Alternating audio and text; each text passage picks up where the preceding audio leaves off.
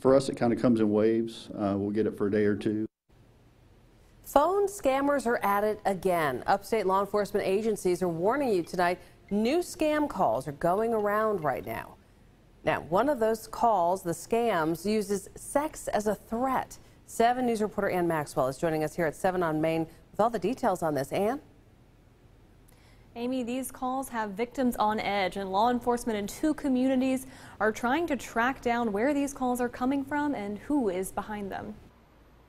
According to the Anderson Police Department, a scammer has been using a new tactic to scare people, accusing them of sexual misconduct. In the past, we've had calls about you have a warrant with the police department.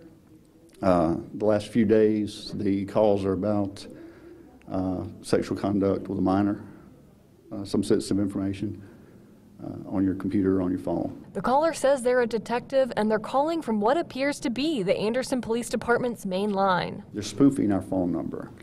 So apps are readily available online to spoof a number. They're using our number, but they're leaving a third-party callback. He says they don't know who's behind this. You can go to any store and buy a cell phone and have any area code attached to it.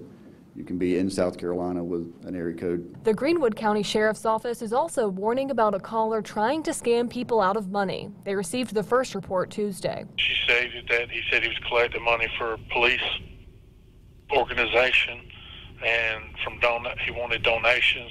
She started questioning. She said he got irate, became nasty on the phone, and then she said she was calling to report it, and he hung up. We tried calling the number deputies say the scam calls came from. On the 3rd try, we heard this message. Thank you for calling.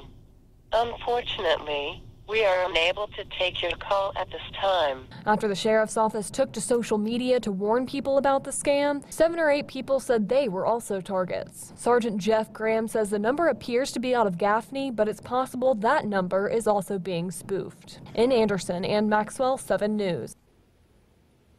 And you're encouraged to reach out to law enforcement or the Federal Communications Commission, if you think you've been targeted by scammers. Yeah, those are always those good resources to report this stuff.